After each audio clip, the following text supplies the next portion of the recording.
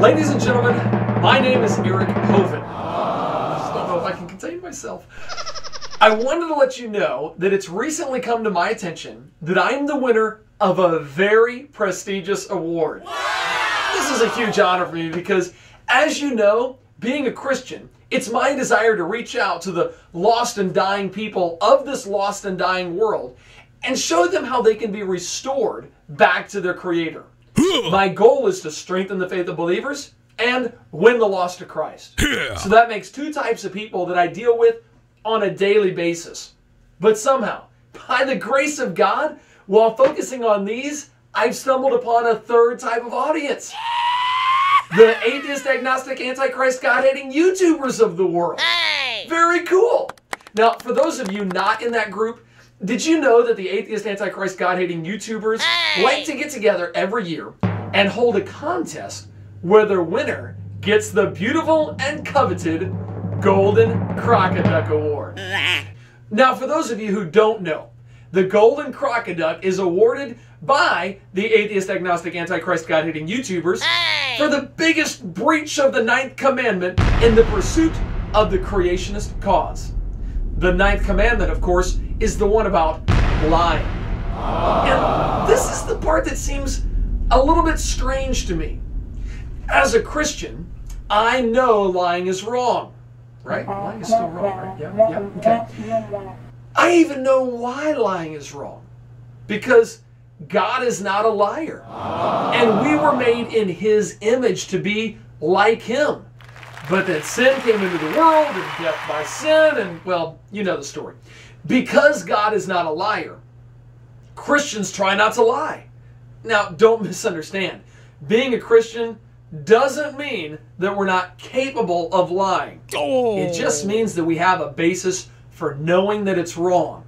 And therefore, we shouldn't do it. If somebody knowingly lies, even in an attempt to further the truth of the gospel, that would indeed be a wrong thing to do. And it's definitely something that should be stopped. But here's the puzzling part. The atheist, agnostic, antichrist, God-hating YouTuber crowd doesn't have a basis for knowing why lying is wrong. I mean, hey, as long as you don't hurt anyone, right? How crazy is this? They're supposed to be the very sophisticated, well-educated, postmodern crowd. They know absolutely that there is no such thing as absolute truth. And that's true. They also absolutely know that absolute morality doesn't exist. So, there is no right and wrong. And according to them, that's right. With that view, lying isn't wrong. We just do what we do for the furthering of our own survival. Survival of the fittest. Hey, if lying makes you survive, you better hone that skill. So, the atheist, agnostic, antichrist, God-hating YouTuber crowd doesn't really have to worry about us honest, God-fearing Christians. We will eventually just fall by the wayside. Why? Well, because in your worldview, it's not beneficial to submit to the God and judge of all creation. I mean, come on. That would be silly. Anyway, this year, the winner of this prestigious award was me. Just barely. I beat out Ian Juby. He's a creationist friend of mine who does a lot of great ministry work up in Canada. Oh, and Ian, sorry, bro, maybe next year. My award was given because they, the atheist, agnostic, antichrist, God-hating YouTubers, said my statement about the moon skimming the surface of the earth 1.3 billion years ago was a lie. Well, it's an argument that shows the orbit of the moon and earth could not have been in place for billions of years, as the evolution of the earth and moon model predict. It's called reductio ad absurdum. The moon is admittedly moving away from the earth. No one questions this. If we go back in time at the static rate that we see it happening today and factor in the inverse square law, this causes lots of problems. the evolutionists realized this problem. So as early as 1990, they started coming up with a rescuing device. And their new calculations try to show that 1.2 billion years ago, the moon would have only been 10% closer to the Earth.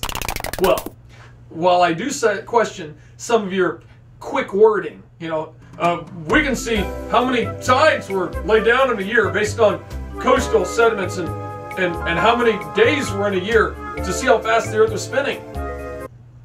Come on, using coral growth rates to determine the speed that the Earth was spinning 1.2 billion years ago, therefore showing us how many days were in a year and showing us the distance to the moon, is a huge stretch to deny what the simple mathematics indicate.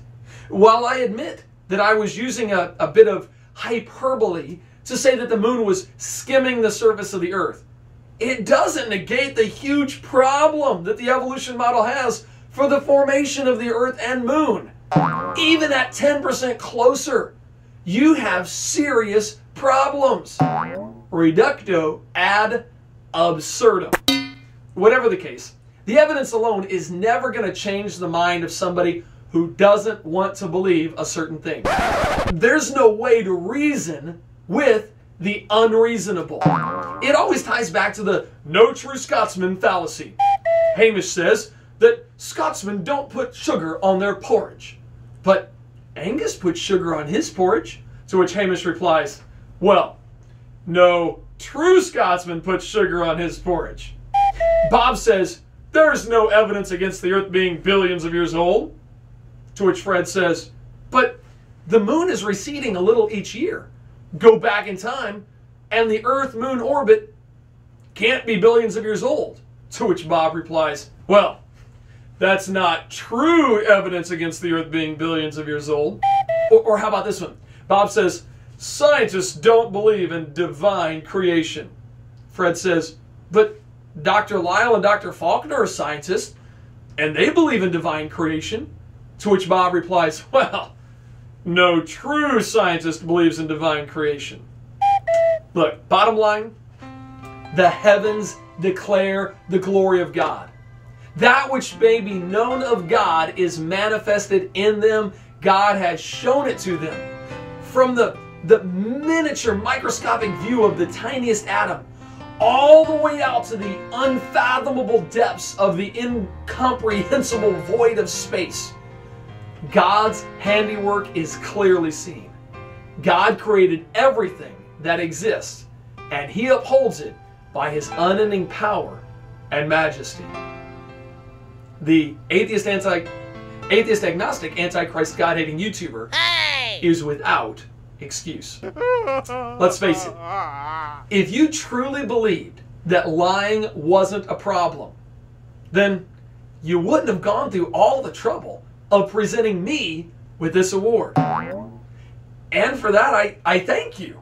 You have revealed to the rest of the world that you really do believe in right and wrong, though you have no basis for it. The Jedi Council thanks you too, for your feelings, or should I say actions, have betrayed your beliefs. Thank you.